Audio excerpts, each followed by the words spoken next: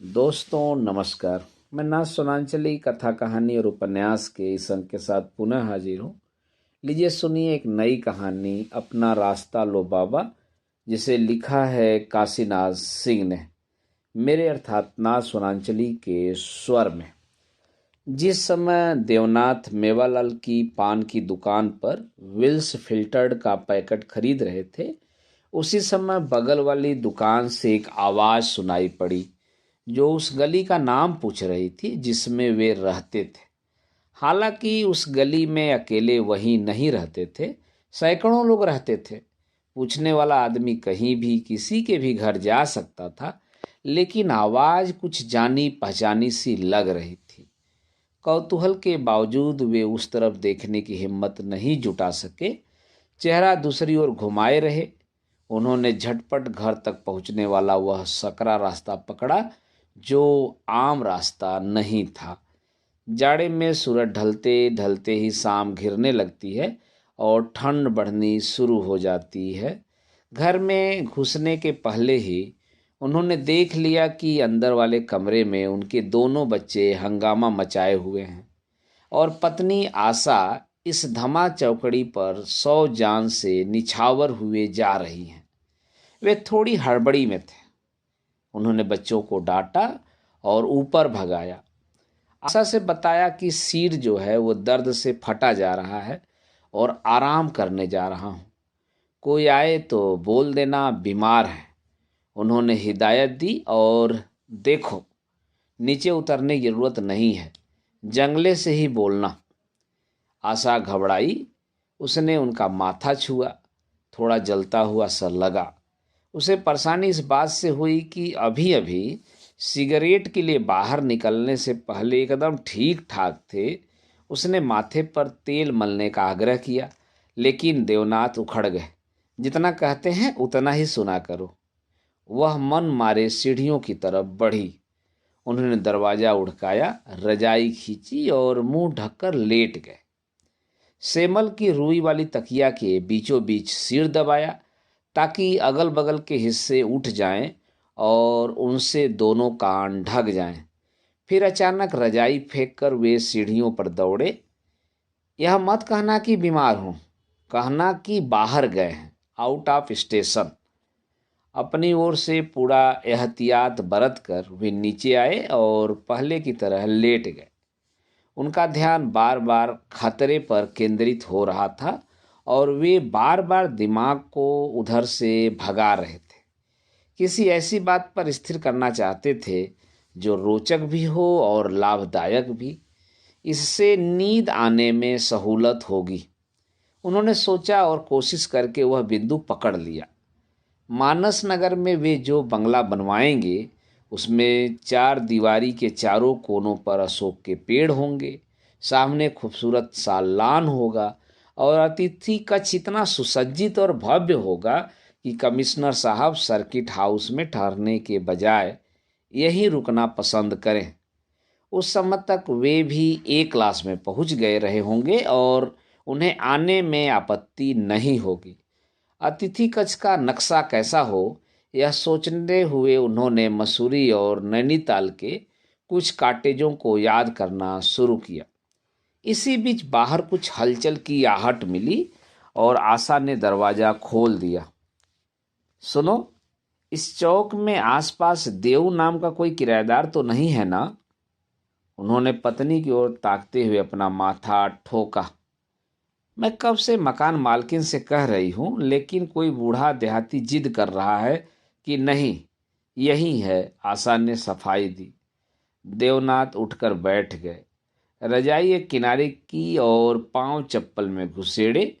उन्हें पत्नी की बुद्धि पर तरस आया और सोचा, समझदार के लिए इशारा ही काफ़ी होता है, लेकिन चलो जो हुआ सो हुआ। वे गुस्से में बगैर उससे कुछ बोले ड्राइंग रूम पार करते हुए बाहर आ गए। अरे बेचू बाबा! वे आंखें मलते हुए दरवाजे पर खड़े थे। कहाँ से चले आ रहे हैं? कोई परेशानी तो नहीं हुई आने में? बेचू बाबा के सिर पर गगरा था। उन्होंने हाँफते हुए उसे उतारा, हाथ में उठाए ड्राइंग रूम में दाखिल हुए और लाठी एक कोने में खड़ी की। फिर भेड़ के ऊन वाला कंबल सोफे की बाह पर रखा, पगड़ी खोली और चेहरे को छिपाए दाढ़ी मूछों के झाड़ को उसके एक किनारे से रगड़ा और कमरे के चारों तरफ ऊपर नीचे नजर डाली। अंत में शीशा मढ़े मेज की दूसरी तरफ कालीन बिछे तख्त पर देवनाथ की ओर देखते हुए आंखें मिचमिचाकर मुस्कुराए। कुछ देर चुपचाप मुस्कुराते रहने के बाद उठकर उनके पास पहुंचे और दोनों हथेलियों से सिर, जबड़े, कंधे, बाहें, घुटने टटोल टटोल कर और दबा दबा कर देखा। फिर अपनी आंखें उनके चेहरे के पास ले गए और फफक पड़े। बचवा, देव तू ही है ना? सपना तो हो गया। अरे, अपना गांव घर है, बाप दादा की निशानी है, कोई दूर भी नहीं गया है। कभी कभी तो आया कर, काम वहीं देगा, घूम फिर कर वहीं आएगा, बताए देते हैं। बाबा अपनी आदत के मुताबिक इस तरह चिल्ला चिल्ला कर बोल रहे थे जैसे देवनाथ बहरे हों। अब तक देवनाथ के दोनों बच्चे दरवाजे पर खड़े हो गए थे और कौतूहल और डर से बाबा को देख रहे थे। वे उन्हें देखते फिर एक दूसरे की ओर ताकने लगते। दरवाजों पर बच्चों के खड़ा होने से ड्राइंग रूम में कुछ अंधेरा जैसा हो गया था, जिसका आभास बाबा को मिल गया। उन्होंने देवनाथ से पूछा, अपने ही पोते हैं ना? देवनाथ ने जैसे ही सिर हिलाया, बाबा हाथ बढ़ाए खड़े हो गए। उन्होंने लपकते हुए छाती पर हाथ रखकर अपना परिचय दिया। पहचानते हो बाबा को? बच्चे उन्हें आगे बढ़ते देखकर उल्टे पांव भागे। नहीं पहचानते और पहचानेंगे भी कैसे? वे देवनाथ को देखकर हंसने लगे और अपनी जगह आ बैठे। देखो कितने बड़े हो गए सब, समझ जाते देर नहीं लगती। जब इतने से थे तभी मैंने देखा था। देवनाथ ने हामी भरी, लेकिन उनकी हंसी में साथ नहीं दिया। वे उठे और अंदर गए। मेज पर गिलास और पानी में भरा जग रखा था और कुछ लाने के लिए ऊपर चले गए। आशा गैस पर चाय बना रही थी और बच्चे उसके अगल बगल खड़े होकर उसे वह सारा कुछ सुना रहे थे जो नीचे देख गए थे। छोटा उसका गाउन खींच खींच कर कुछ अचंभे की बातें बता रहा था। सिर्फ चाय से काम नहीं चलेगा। रसोई के दरवाजे पर खड़ा होकर देवनाथ जी बोले। आशा उनकी ओर मुड़ी। यह देहाती भुचक्कड़ है कौन जी? गांव पर हमारे घर के बगल वाले नहीं हैं सुदामा जी? अरे हमारे पटीदार, उन्हीं के बाप हैं, उन्होंने खुलासा किया। देव, बड़ा बच्चा धीरे से बोला और ताली पीटते हुए अंदर भागा। देवनाथ ने उसे दौड़ाने का अभिनय किया और सारे लोग एक साथ हंस पड़े। आशा गंभीर हो गई और कुछ देर सोचती हुई खड़ी रही। वह सोच रही थी कि चाय के साथ दूसरी और कौन सी चीज दिया जाए। उसे कुछ सूझ गया। वह रसोई घर से निकलकर पीछे वाले कमरे में गई, अटर पटर किया और तस्तरी में 2 मिठाइयाँ रखकर आ गई। देवनाथ तस्तरी अपनी नाक के पास ले गए और मुंह बनाया। ये तो मुकुड़ियाई लग रही है और बहुत बदबू भी कर रही है। कब की है? पिछले हफ्ते ही तो अग्रवाल दे गया था। जाने कैसी भिजवाई कि किसी ने छुआ तक नहीं, महरी ले गई सब। बस यहीं 2 रह गई थीं उनके भाग से। उसने तस्तरी रख दी और चाय ढालने लगी। और कल जो सामलाल दे गया था वह? तुम तो खामखा एक न एक फुचंग लगाते रहते हो। उनके लिए तो मिठाई ही बड़ी बात है। मिलती कहाँ होगी गांव में? उसने तस्तरी के बगल में चाय भी रख दी। देवनाथ ने अपने भीतर बाबा के लिए हमदर्दी महसूस की। यह ठीक है कि उन्हें अच्छे खराब का पता नहीं चलेगा और पसंद आएगी, लेकिन जिस टोन में आशा ने कहा था उन्हें थोड़ा खल गया। उन्होंने चुपचाप प्याला और तस्तरी उठाई और नीचे आए। उन्होंने अपने ड्राइंग रूम की इस दुर्गति की कल्पना नहीं की थी। यह तो अच्छा हुआ था कि अभी थोड़े दिन पहले कालीन उठवा कर रखवा दिया था, वरना सब चौपट था। दरवाजे से लेकर मेज और सोफा तक का फर्श पानी में भीगा था।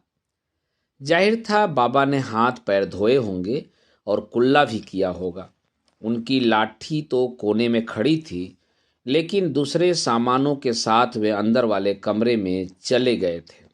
भीगे पैरों के निशान चौखट की ओर जाते दिखाई पड़े। उन्होंने लगा कि सब कुछ चला गया। उनके भीतर डर पैदा हुआ। उन्होंने आवाज दी, बाबा, और अंदर घुसे।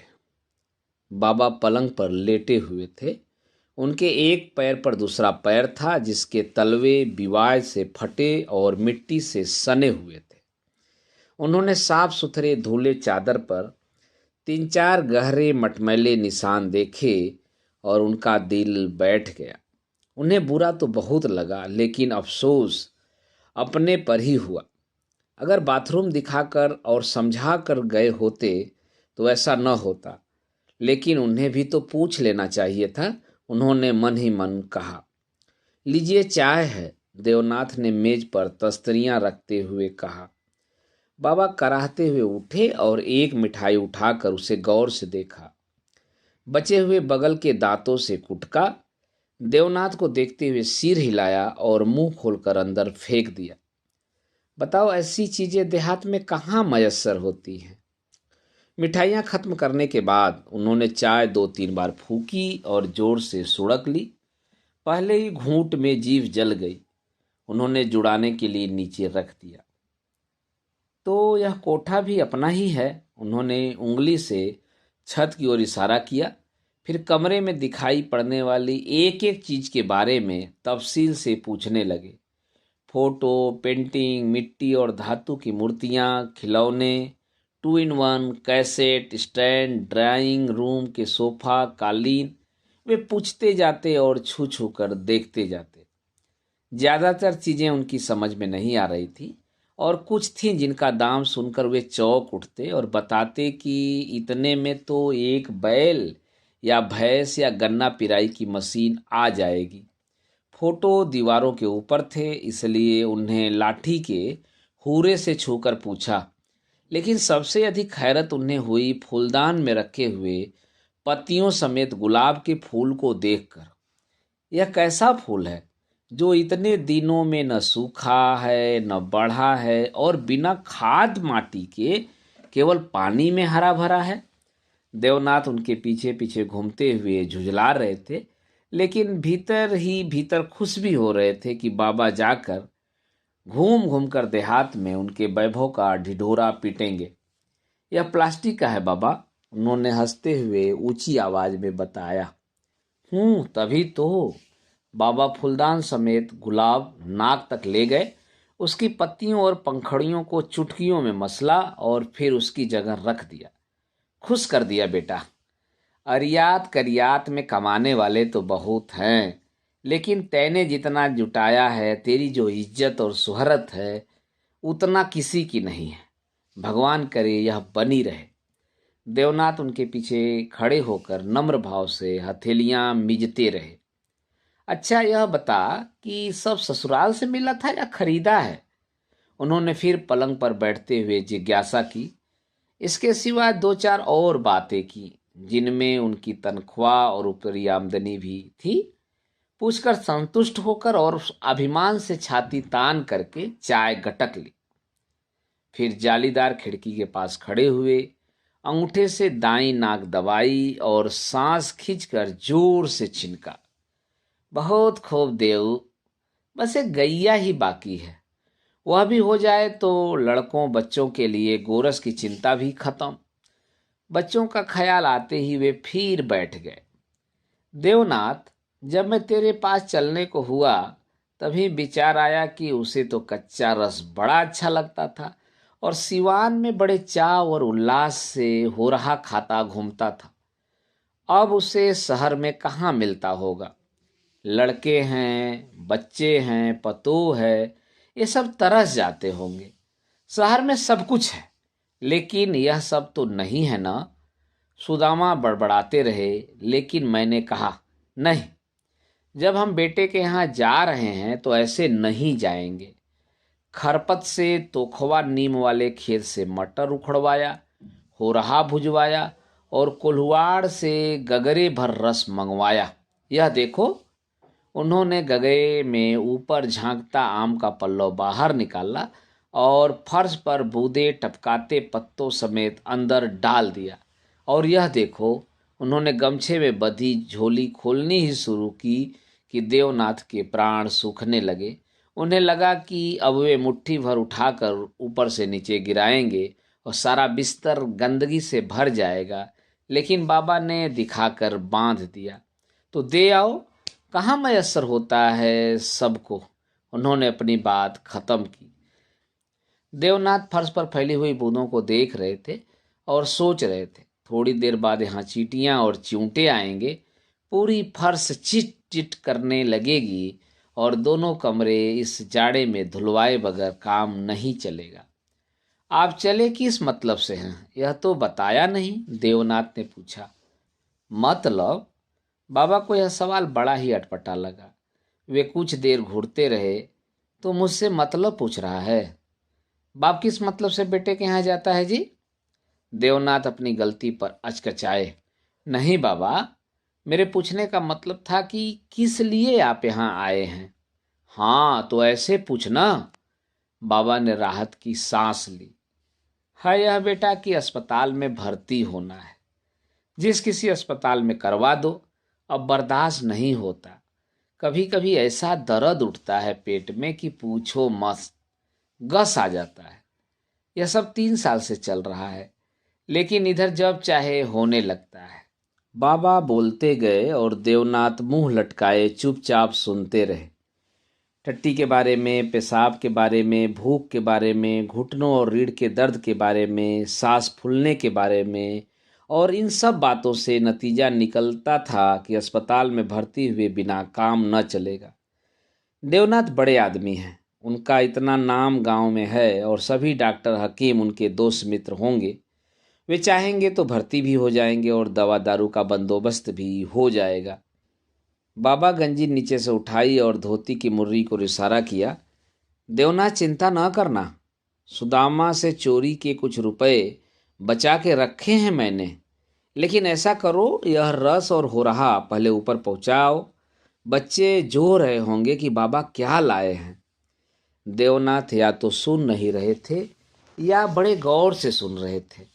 वे गुमसुम फर्श की ओर ताक रहे थे जहां चींटियां कतारें बनाने में लग गई थीं। उनके माथे पर चिंता की रेखाएं थीं, क्योंकि बाबा उन्हें कहीं से रोगी नजर नहीं आ रहे थे। वे थोड़ी देर चुटकियों में अपनी भौहें मसलते रहे। चिंता क्यों करता है पागल? बाबा ने उठकर उनकी पीठ थपथपाई और बांह पकड़कर खड़ा कर दिया। उठ, दया। देवनाथ ने बत्ती जलाई और गगरा गमछा लेकर ऊपर चले गए। डाइनिंग हॉल में कुर्सियों पर बैठकर बच्चे किताब पढ़ रहे थे। गर्मी का मौसम था। गगरा देखते ही वे किताब कापी छोड़कर दौड़े। दोनों ने उसके भीतर एक साथ ही झांका कि बड़े ने हाथ डालकर उसके अंदर से लकड़ी निकाली तो आम का पल्लव नजर आया। दूसरे ने चिल्लाकर उसकी गर्दन पर चिपका गोबर दिखाया और दोनों ने मम्मी से कहा, देखो कहा था ना हमने। बुढ़ा देखने से ही गंदा लग रहा था। आशा कुर्सी पर बैठे बैठे सब्जी काट रही थी। उनकी नज़र बराबर देवनाथ पर थी, जो दूसरे सिरे पर कुर्सी खींचकर बैठ गए थे और चुप थे। रात को ठहरेगा क्या? उसने पूछा। देवनाथ ने झल्ला कर कहा, मैंने तुमसे कहा था कि कह देना ना, नहीं है, अब भोगो। अकल नहीं है क्या तुम्हें? शहर का होता तो लौट भी जाता, लेकिन ये लिपापोती मत करो। कह रहे थे कि चौक में कहीं अपने यहाँ का बुद्धू गुण रहता है, वहाँ भी जा सकते थे, और हम न मिलते तो कौन जाने चले ही जाते। आशा चुप हो गई और आलू छीलने लगी। अस्पताल में भर्ती होने के लिए आए हैं। एक तो किसी तरह भर्ती कराओ, दूसरे देखभाल करो, दवादारी खरीदो, डॉक्टर के कहे के मुताबिक खाना बनवा के पहुँचाओ। क्यों नहीं कह देते कि फुर्सत नहीं है मुझे? तुम्हें कुछ पता नहीं है गांव का। पिता के बड़े भाई हैं ये, और सगे भाई भी। अभी 10 साल पहले अलग हुए थे। अपने बेटे से ज़्यादा मानते रहे हैं मुझे। ऐसे ही लौट जाएंगे तो लोग ताना मारेंगे। कहिए क्या हुआ आपके ऑपरेशन का? किस हौसले से गए थे? अपना बेटा है, आकाश पाताल एक कर देगा, कुछ उठा नहीं रखेगा, समझा? अपने बेटे को क्यों नहीं लाए? सुदामा, सोचा होगा कि वह चला जाएगा तो खेती बर्बाद हो जाएगी। अकेला लड़का है, दूसरे वह इन्हें घास भी तो नहीं डालता, परवाह ही कहाँ है उसे इनकी। अरे अरे, देवनाथ लपके। बच्चे गगरा घसीट कर मोरी के पास ले गए थे और सारा रस लुढ़का रहे थे। जब तक वे पकड़ते वह खाली हो चुका था। उठाकर उसे हिलाया तो मालूम हुआ एक आध लोटा बच गया है। उन्होंने बड़े को कान पकड़कर हटाया। जाने कैसी बदबू कर रहा था पापा, बड़े ने बताया। आशा बोली, छोड़ दो, सुबह महरी को दे देंगे। देवनाथ फिर माथा पकड़कर बैठ गए। उनकी बुद्धि काम नहीं कर रही थी। आशा भी गंभीर होकर चावल बिनने लगी थी। बीच बीच में नजरें उठाती और उन्हें देख लेती। जब देवनाथ की आंखें उसकी आंखों से मिली तो भुनभुनाई, समझ लो तुम, इतना कहे देती हूँ कि मुझसे रोज रोज का खाना नहीं बनेगा। यही तो है, कोई नौकर रखो चाहे जो करो। एक दो दिन की बात और है, बाबा या जो भी हो तुम्हारे होंगे, मेरे कुछ भी नहीं है। अपनी पतोहू लाएं, किराया या कमरा लें या धर्मशाला में रखें, बनवाएं खाएं। मैं यह सब लफड़ा नहीं पालती। बच्चे भी बुजुर्गों की तरह गाल पर हाथ रखे कुर्सियों पर चुपचाप बैठ गए थे और पापा मम्मी की बातें ध्यान से सुन रहे थे। जब एक बोलता तो वे बोलने वालों की ओर नहीं, सुनने वाले की ओर देखते और प्रतिक्रियाएं समझने की कोशिश करते। लेकिन देवनाथ को देखकर नहीं लग रहा था कि उन्होंने आशा की बातें सुनी हों। वे सिगरेट पीते हुए कभी सिर खुजलाते और कभी पिंडली। एक मुश्किल और है, अगर इन्हें भर्ती करवा कर तीमारदारी की, दवा की, खाना पहुंचाया और मान लो ठीक हो गए तो गांव जवार में घूम घूम कर कहते फिरेंगे, गुड़ गाएंगे, बड़ाई करेंगे और उसके बाद सारी जिंदगी भुगतो। जिसे भी जुकाम होगा रोग के नाम पर शहर घूमने, हवा पानी बदलने, सर्कस देखने आया करेगा। ऑपरेशन और मरने वालों की तो बात ही छोड़ दो। वे अपने आप बोलते रहे। आशा मुंह फुलाए हुए उठी और गैस जलाकर अदहन रख दिया। देवनाथ ने सिगरेट फेंकी और नीचे चले गए। बाबा पलंग पर खर्राटे ले रहे थे। उनकी आंखें थोड़ी थोड़ी खुली थीं और ओठ फुर्र फुर्र करते हुए श्वास के साथ फड़क रहे थे। उनके ओठों के बाएं किनारे से लार बहकर तकिए को भिगो रही थी। सबसे भोंडी बात यह थी कि कमरे में जाने कहाँ से मक्खियाँ आ गई थीं और उनके चेहरे और गर्दन पर उड़ने लगी थी। देवनाथ ने तुरंत अपना सूट पहना और टाई की गांठ ठीक की। बाबा को जगाया और बाहर आकर स्कूटर स्टार्ट करने लगे। उन्हें लाठी के साथ निकलते देखकर फिर उसे खड़ा कर दिया। इसकी जरूरत नहीं, डॉक्टर के यहाँ चल रहे हैं, राय बात करेंगे, उन्होंने ऊंचे स्वर में कहा और लाठी अंदर रख दी। वे जिस समय आशा से मशविरा कर रहे थे उन्हें अपने दोस्त डॉक्टर गर्ग याद आ रहे थे, जो शहर में एक किनारे रहते थे और थोड़े दिन पहले ही किसी काम से इनके घर आए थे। पेट्रोल के ही खर्च की बात थी, वरना उनसे काम बन सकता था। उन्होंने छोटा मोटा मोह छोड़ने का फैसला किया था और अब शहर के बीच से बाबा को उड़ाए लिए जा रहे थे। पीछे बैठे बाबा को डर भी लग रहा था और मजा भी आ रहा था। वे देवनाथ की सीट का पिछुआ कसकर पकड़े हुए इस तरह तन गए थे जैसे रस्सी पकड़े हुए हेंगा पर खड़े हों। वे अगल बगल बत्तियों से जगमगाती हुई दुकानों को देख लेना चाहते थे, लेकिन मुश्किल यह पड़ रही थी कि बाएं देखते तो दाएं की दुकानें छूट जाती और दाएं देखते तो बाएं की, और कभी कभी तो डर के मारे दोनों तरफ की दुकानें बिना देखे ही निकल जाती। लेकिन भीड़ भड़ाके के बीच जिस बारीकी से देवनाथ स्कूटर निकाल रहे थे, बाबा उनके कौशल पर रीझ रीझ उठते थे और अनजाने से ही कभी उनके मुंह से वाह फूट पड़ता और कभी हंसी। स्कूटर जब खुली सड़क से गुजरा तो उन्हें थोड़ी थोड़ी सिहरन महसूस होने लगी। उन्होंने पगड़ी खींचकर कान ढकना ही चाहा कि एक बड़ी इमारत के सामने वह खड़ा हो गया।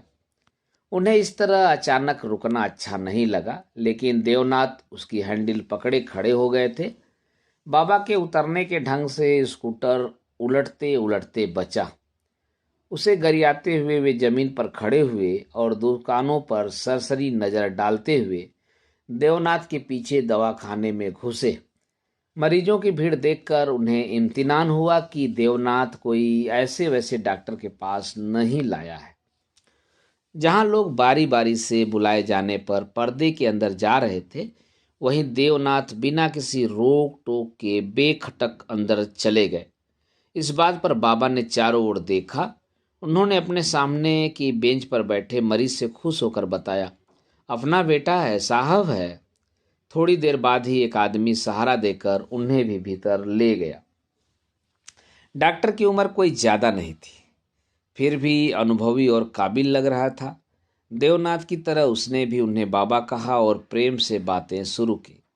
देहात के बारे में, घर के बारे में, खेती बाड़ी के बारे में।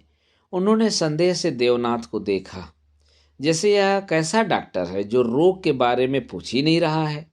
लेकिन उसने धीरे धीरे जब उनकी पलकें, पपोटें, जीभ, पीठ, छाती, घुटने सभी जगह मशीन लगाकर औजार से ठोक ठोक कर देखना शुरू किया तो उन्हें समझते देर नहीं लगी। उसने कई एक सवाल किए और इन्होंने सांसें ले लेकर विस्तार से बताया। उसके बाद वह एक और पर्दे के पीछे ले गया और पीठ के बल लिटाकर पेट इधर से उधर से दबाकर टट्टी, पेशाब, हाजमे और दर्द के किस्म के बारे में देर तक पूछता रहा। अंत में कपड़े ठीक करके बाहर जाने के लिए कहकर कुर्सी पर आ बैठा। उसने देवनाथ से अपना संदेह जाहिर किया। शायद आरंभिक स्टेज है, एक्सरे जांच वगैरह तो कराए ही, बायोप्सी जरूरी है। चिंता की कोई बात नहीं, ठीक हो जाएगा। बाबा ने अंतिम वाक्य सुन लिया और देवनाथ के बगल में खड़े हो गए। लेकिन तब तक अंग्रेजी में बातें होने लगी और उन दोनों की अड़वी तड़वी उनके पल्ले नहीं पड़ रही थी। बाबा को अपना मुंह जोते हुए देखकर डॉक्टर ने कहा, देवनाथ जी को बता दिया है कि आपको कुछ नहीं है। गले में अटके आला, मेज और कमरे के दूसरे औजारों को देखते हुए कृतज्ञ भाव से बाबा ने हाथ जोड़े। भगवान आपको लंबी उम्र दे सरकार। कहने के तुरंत बाद वे शर्मा गए। स्कूटर पर बैठने के पहले देवनाथ से हंसते हुए बोले, तहसील की आदत है देव। जबान से सरकार निकल गया। डॉक्टर साहब नाराज तो नहीं होंगे ना? देवनाथ का जवाब स्कूटर की आवाज में खो गया। दोनों जब रवाना हुए तो बाबा खुशी से पिहक रहे थे। अब जान में जान आई है बेटा, संतोष हुआ है। लेकिन तू गमगीन क्यों है? देवनाथ गमगीन तो नहीं थे, चिंतित जरूर थे। वे जिस मुसीबत से बचने के लिए दौड़ धूप कर रहे थे वह उन्हें गले पड़ती हुई नजर आ रही थी। यह तो था कि अस्पताल और जांच के बवाल को अपने सिर नहीं लेना चाहते थे, लेकिन कहीं न कहीं उनके मन में यह भी था कि अभी कुछ नहीं बिगड़ा है, अच्छे हो सकते हैं, कोई पराये भी नहीं है। अलगा गुजारी न होती तो सब एक ही थे। उन्हें परेशानी से बचने का एक दूसरा उपाय भी सूझ रहा था, लेकिन अड़चनें वहाँ भी थीं। मान लो सुदामा से बताएं और अपने बड़प्पन का फायदा उठाते हुए लापरवाही के लिए उसे डांटे तो वह भी बौड़म आदमी ठहरा ले दे के यही पहुंचेगा और कौन जाने पूरा घर दुआर पटक जाए, फिर एक की जगह पूरी बारात संभाले। वह तो छोड़ के अपनी खेती बाड़ी देखने वापस लौट जाएगा और यहाँ मरो। फिलहाल के लिए उन्हें लगा कि चुप मार जाओ और इस बात की चर्चा कहीं किसी से मत करो। घर के आगे स्कूटर से उतरते हुए बाबा ने पूछा, डॉक्टर का पुर्जा तेरे पास है ना? इससे आपको क्या मतलब? देवनाथ ने प्यार से बिगड़ते हुए कहा, आप खाना खाएं, मैं अभी आ रहा हूं। बाजार चलते समय उनके दिमाग में जो दवाएं आई थी उन्हें वे रास्ते में भी खरीद सकते थे, लेकिन बाबा पीछे पीछे लगे रहते और देखते कि कितने पैसे खर्च हो रहे हैं। ऐसे तो पूछने पर कुछ भी बताने के लिए स्वतंत्र थे। साथ ही रास्ते में होने पर इतनी आसानी से मिलने वाली दवाओं के महत्व के बारे में उन्हें संदेह हो जाता। उन्होंने काफ़ी सोचने विचारने के बाद 3 पैसे वाली बी कॉम्प्लेक्स की 100 गोली, 5 पैसे वाली लीव 52 की 50 और ऐसे ही दर्द की 10 टिकिया ले ली। उन्हें अलग अलग शीशियों में रखवाया। उन्हें राहत मिली कि सारा मामला 10 रुपए के अंदर ही निपट गया। अब वे बाबा के सामने बैठकर थकी हुई लंबी लंबी सांसें ले रहे थे और सांस फूलने के कारण चाहते हुए भी बोल नहीं पा रहे थे। बाबा खा पी कर कंबल ओढ़े अपनी गंजी खोपड़ी पर चंपी कर रहे थे और उन्हें देखकर सुख से मुस्कुरा रहे थे। गंध से ही देवनाथ को पता चल गया था कि यह तेल नहीं डेटॉल है जो उनके दाढ़ी बनाने के सामानों के बीच रखा हुआ था। बाबा को भी शक था क्योंकि वे बार बार हथेली का गाज देखते और उसे अपनी नाक के पास ले जाते। इस वक्त देवनाथ को उनकी यह हरकत देखकर न गुस्सा आ रहा था और न ही झुंझलाहट हो रही थी। वे श्वास को सामान्य बनाने की कोशिश में लगे थे। ये हैं आपकी दवाएं। उन्होंने शीशियां बाबा के आगे रख दी। फिर एक एक कर बताना शुरू किया कि इन्हें कैसे कैसे और कब कब खाना है। बाबा ने शीशियों पर निगाह नहीं डाली। वे चुपचाप उन्हें देखते रहे। उनकी पकी हुई बरौनियां बिना हिले डुले पलकों के सिरों पर खड़ी रहीं। उनके होठों से एक धीमी आवाज आई, तैने खाना खाया? अभी नहीं, खा लेंगे। बाबा ने पलकें गिराई और सिसकने लगे। अगहन कार्तिक से कहता आ रहा था सुदामा से कि बेटा चलो, अस्पताल दिखा दो, कोई एक दिन निकाल लो, बस चले चलो। लेकिन उसे मौका नहीं। उसकी मेहर ऐसे वैसे विंग बोलती है कि चौके से बगैर खाए उठ जाना पड़ता है। आज ही की बात है, जब रस लेके चला तो सुदामा रोक लिया।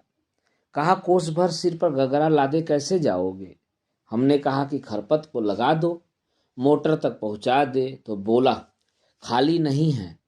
उसके मन में तो चोर था कि इतने रस में जो ही 2-4 पिड़िया गुड़ बन जाए।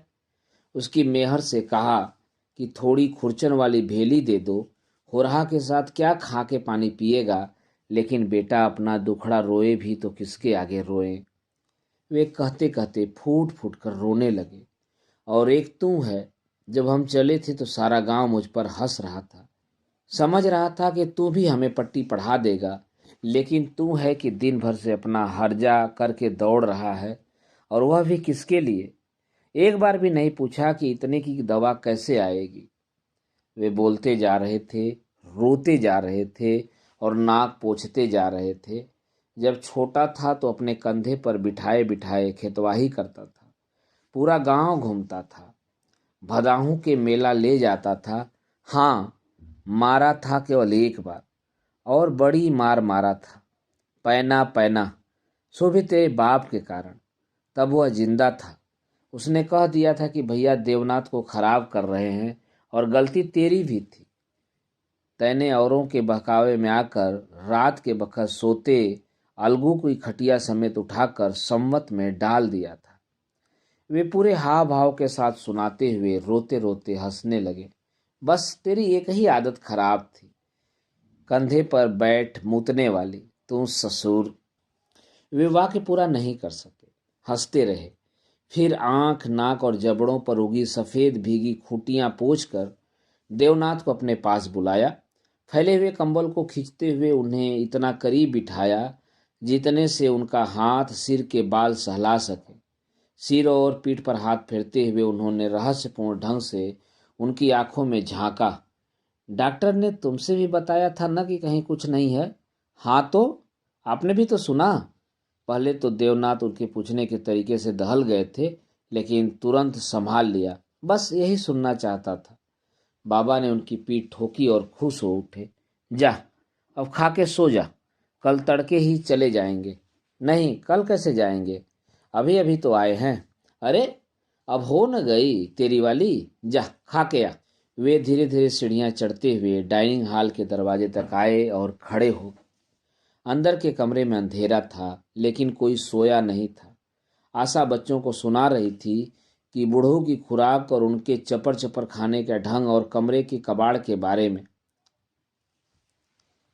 आशा बच्चों को सुना रही थी बूढ़ों की खुराक और उनके चपर चपर खाने के ढंग और कमरे के कबाड़ के बारे में, और इस बारे में कि तुम्हारे पापा के गांव के लोग कितने फूहड़ और कितने गंवार और कितने मरभक होते हैं, और बाप रे कितना चिल्ला चिल्ला कर बोलते हैं, रे रे करके। मम्मी पापा ने बाहर ताला लगा दिया होगा ना? किसी बच्चे ने जमुआते हुए धीमे स्वर में पूछा। फिर आशा और बच्चों की आवाज़ बंद हो गई, शायद उन्हें नींद आ रही हो। वे वहाँ कुछ देर और खड़े रहे। किचन दिखाई पड़ रहा था लेकिन उन्हें भूख नहीं थी। उनकी नज़र उस गगरे पर चली गई थी जो बाबा के सिर पर बस और पैदल 60-70 मील का फासला तय करके मोरी के पास पहुंचा था। वे भावुक हो गए और उनकी आंखें भीग आईं। वे दबे पांव जंगले के पास आए और चौखट पर बैठ गए। बाहर जाड़े की ठंड और सन्नाटा था। उनकी आंखों के आगे ऊसर के बीच बसा अपना वह नन्हा सा प्यारा गांव उभर आया। वह बगीचा, वह होला पाती, वह चलबा, वह चिबिल्ली, आंधी में आमों की लूट, ईख के टोटों की बुआई, संवत के मुर्रा और छछुन्नर, बाहें और धनखर गेड़कर मछलियों की पकड़, डोरे में बांधकर जुलाहे उघाड़ना, सिंघाड़े चुराना, तैराकी सीखने के लिए पोखरे में भौरे पकड़ना। तब से आज कितने साल हो गए।